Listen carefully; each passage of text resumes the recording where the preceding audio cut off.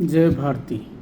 नमस्कार। आज हम लोग भागवत गीता के पहले अध्याय के 23वें श्लोक के विषय में बातचीत करेंगे। तो पहले श्लोक पढ़ते हैं। श्लोक इस तरह है। योत्समानानवेक्षेऽहं ययेत्र समागता धार्तराष्ट्रस्य दुर्बुद्धे युद्धे प्रियचिकीर्षव। इसमें अर्जुन कह रहे हैं कि दुर्बुद्धि दुर्योधन का युद्ध में जो लोग हित चाह रहे हैं, ये लोग जो आए हैं लोग उनके तरफ से लड़ने के लिए, इनको मैं देखना चाहता हूँ।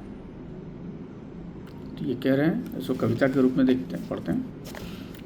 कौन है जो दुर्योधन की थपथपा रहे पीठ? कौन है जो दुर्योधन की थपथपा रहे पीठ? देखूं दुर्बुद्धि को जो उसे बना रहे ढीठ। युद्ध भूमि में स्वयं को करने न्यौछावर, जो तत्पर हैं अरिहित में बहाने को रक्त छीट। तो अब इसमें इस बात को दो शब्द पे इस पे हमें तो ध्यान देना पड़ेगा। एक तो दुर्बुद्धे, तो दुर्बुद्धे है, और दूसरा शब्द है प्रियचिकीर्षा। तो दुर्बुद्धे शब्द का मतलब है, यहाँ दुर्योधन को ये कहा जा रहा है कि ये जो दुष्ट बुद्धि का जो है, कुटिल बुद्धि का है, ये आदमी मतलब दुर्योधन के लिए कहा गया है।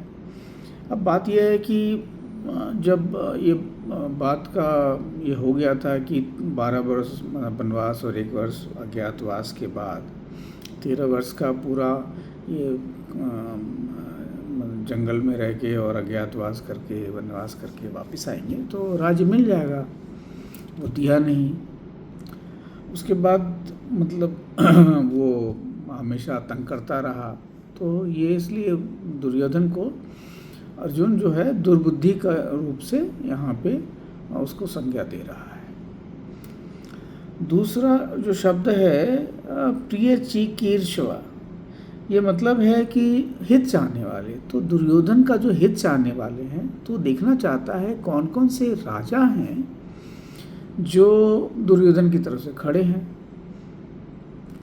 तो आप इस बात को समझिए कि एक तो है कि अर्जुन का जो मन में संकल्प भी है कि मुझे लड़ना है, और समझना है कि कौन कौन मेरे जो दुश्मन हैं उसके पक्ष में कौन कौन लोग आए हुए हैं, वो समझना चाह रहा है। और दुर्योधन के प्रति उसका तिरस्कार भाव भी बहुत सामने दिख रहा है कि वो उसको तिरस्कृत भी कर रहा है। और आप कह सकते हैं कि वो युद्ध में जो कौशल है, एक क्षत्रिय होने के नाते, कि पता चले कि कौन कौन से राजा हैं जो उस तरफ खड़े हैं, ताकि उसके विषय में समझा जाए और फिर अध्ययन किया जाए और फिर उसका जो युद्ध में जो भी रणनीति अपनाया जाए होगा। और सामने शत्रु को देख पाना वो भी एक साहस का काम है। तो अर्जुन तो साहसी है ही है। और इसको आध्यात्मिक तौर से ये देखेंगे कि अर्जुन अपने कर्तव्य के प्रति अडिग है, रणनीति बनाने के प्रति स्पष्ट है। जो शत्रुबोध है वो उसके अंदर एकदम पूर्ण है कि हाँ, पता है कौन शत्रु हैं और शत्रु के पक्ष में कौन कौन से हैं और उनके साथ क्या करना है, ये सारा उसको। तो 23वें श्लोक में बस इतना ही है। फिर मिलते हैं अगले श्लोक में। धन्यवाद।